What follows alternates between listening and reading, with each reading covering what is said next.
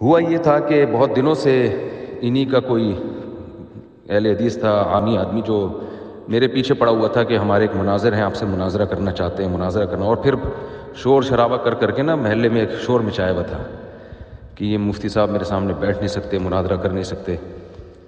تو میں نے کہا ٹھیک ہے، آ جاؤ، ان کو لے آؤ، بیٹھ کے بات کر لیتے ہیں اور طلاق ثلاث پر بات ہوگی۔ تو وہ جو ان کا اہل حدیث بندہ تھا اس نے کہا ٹھیک ہے، لیکن جب یہ بات ان مناظر صاحب تک گئی ہے تو انہوں نے کہا نہیں، 3 طلاق پر بات نہیں ہوگی۔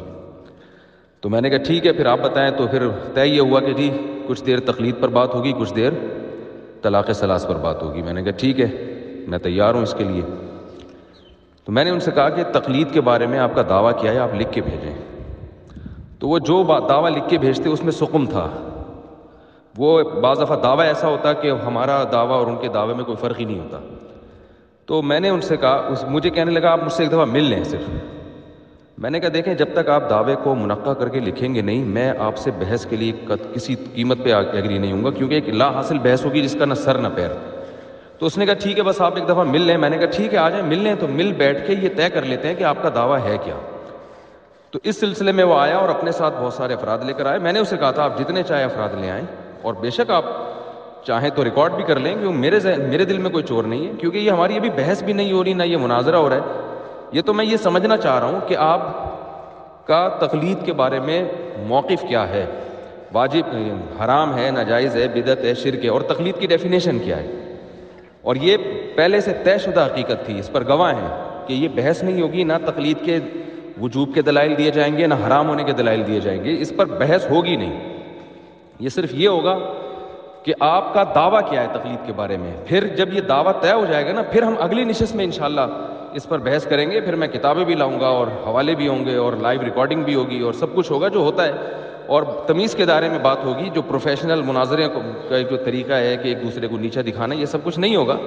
لیکن میں نے کہا انشاءاللہ میں بیٹھوں گا اور بھرپور طریقے سے بات ہوگی۔ لیکن ابھی یہ جو نشست ہے اس میں صرف میں آپ کے دعوے کو سمجھنا چاہتا ہوں، آپ کا دعویٰ کیا ہے۔ تو اس نے کہا کہ پہلے آپ بھی دعویٰ لکھ کے دیں۔ میں نے کہا پہلے آپ لکھ کے دیں گے تو میں لکھ کے دوں گا، کیونکہ یہ جو چیلنج کیا ہے نا، یہ آپ نے کیا ہے مناظرے کا اور بحث کا، تو آپ نے پہل کی ہے، تو آپ کا دعویٰ کیا ہے، پہلے آپ لکھ کے دیں۔ تو یہ نشست اس بارے میں تھی کہ بیٹھ کے وہ بتائے گا کہ یہ جو محترم آئے تھے کہ یہ ان کا دعویٰ ہے کیا۔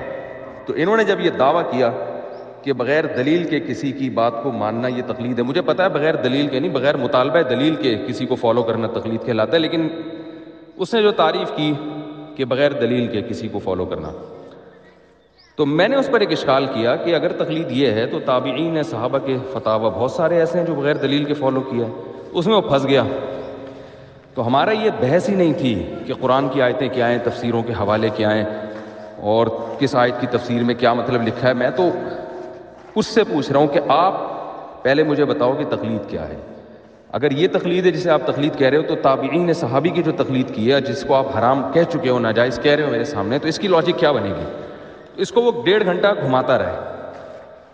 تو ظاہر ہے پھر مجھے غصہ آیا کہ میرا ٹائم تم نے ویسٹ کیا، تمہارے پاس بھی بات ہے نہیں کرنے کے لیے، اور تم بیٹھ کے تفسیروں کے حوالے۔ تو اس موقع پر میرا غصہ ایک فطری چیز ہے، اور اس نے دھوکہ بھی دیا کہ لائیو ریکارڈنگ کی، حالانکہ میں نے لائیو کی اجازت نہیں دی تھی اس کو، صرف ریکارڈنگ کی اجازت دی تھی، اور اس کی مقصد یہی تھا کہ جذبات میں کوئی ایسی بات میری زبان سے نکل جائے تو میں اس کو ایڈٹ کر سکوں۔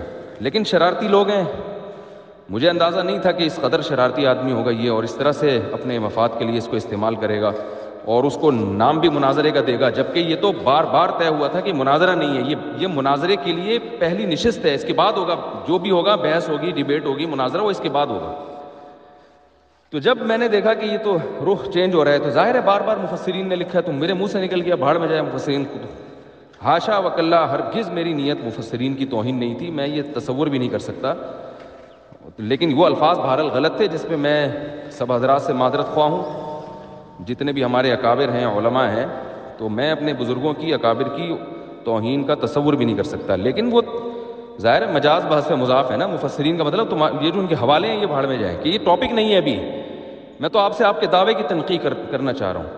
اس پہ یہ الفاظ نکلے۔ باقی حضرت مولانا امین اوکاڑوی صاحب وہ ہمارے بڑوں میں سے ہیں، اللہ نے ان کو علم عطا فرمایا۔ جو میں نے ان کے بارے میں کہا مفتی نہیں ہے، محقق نہیں ہے، تو محقق سے مراد بھی مفتی، تو ظاہر ہے مفتی تو نہیں تھے وہ، لیکن اس سے ان کی توہین مقصد نہیں تھی، ان کے منصب کو کم کرنا مقصد نہیں تھا، لیکن ظاہر ہے جب ایک چیز غلط رخ پہ چلی جاتی ہے پھر جو ہے وہ یہ سب باتیں ہوتی ہیں، اور جو وہ چاہتا تھا تو یہ شرارت ہے اس کی. تو میں انشاءاللہ اس پہ بہت جلد ایک ویڈیو بیان بھی ریکارڈ کرواؤں گا، اور آڈیو تو یہ جو میں آپ کو بھیج رہا ہوں اگر آپ اس کو ذرا وائرل کر دیں تو بڑی نوازش ہوگی آپ کی.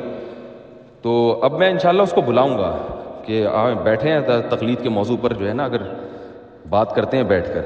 تو یہ نشست مناظرے کی نہیں تھی، نہ اس کو مناظرے کا نام دینا درست ہے. اس نے نام دیا مناظرے کا تو میں اسی بھی اناؤنس کروں گا کہ اس نے دھوکہ دیا ہے، کیونکہ مناظرے کے اصول کچھ اور ہوتے ہیں. مناظرے کا یہ طریقہ نہیں ہوتا جو میں نے اختیار کیا ہے. اس میں تو نہ غصہ بنتا ہے نہ جو ہے وہ، اس میں تو سب سے پہلے دعوی کو منقح کر کے لکھا جاتا ہے، اس کے بعد طے کیا جاتا ہے کہ اب دلائل دیں. تو دلائل کی بات تو اس نے خود شروع کر دی تھی، اور وہ بھی غلط دلائل. تو ظاہر ہے اس پر مجھے غصہ آیا کہ میں نے کس کام کے لیے تمہیں بلایا اور تم بیٹھ کے کیا باتیں کر رہے ہو. تو وہ غصہ آیا. پھر مجھے پتہ چلا کہ بھئی یہ ریکارڈ کر رہا ہے. پھر میں نے کہا کہ یار اب ریکارڈنگ ہو رہی ہے، لوگ دیکھیں گے، علماء اس طرح آپس میں لڑ رہے ہیں. تو اس نے کہا نواب صدیق حسن. ہم نے کہا چلو وہ بھی رحمہ اللہ. تو ظاہر ہے ہمارے اکابر نے ان کے علماء کو، ہمارے اکابر کا ظرف تھا کہ ان کو پھر بھی رحمہ اللہ کہا ہے، حالانکہ یہ لوگ تو نہیں کرتے. تو یہ ادھوری محفل تھی. انشاءاللہ اس کے بعد یہ یا تو آئے گا نہیں، یا آئے گا تو انشاءاللہ ایسا نہیں ہوگا جس طرح سے ہوا ہے. اور انشاءاللہ میں ابھی اس کو بلاؤں گا نا تو یہ آئے گا نہیں، تو یہ دوبارہ نہیں آئے گا. اس کو پتہ چل گیا ہے کہ اصل کہانی ہے کیا.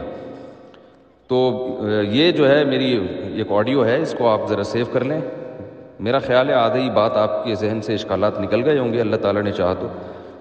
اور اس کے بعد بھی مزید کوئی کنفیوژن ہے تو آپ مجھ سے براہ راست پوچھ سکتے ہیں. اللہ تعالیٰ جزائے خیر دے. آپ جناب خیر الامین قاسمی صاحب.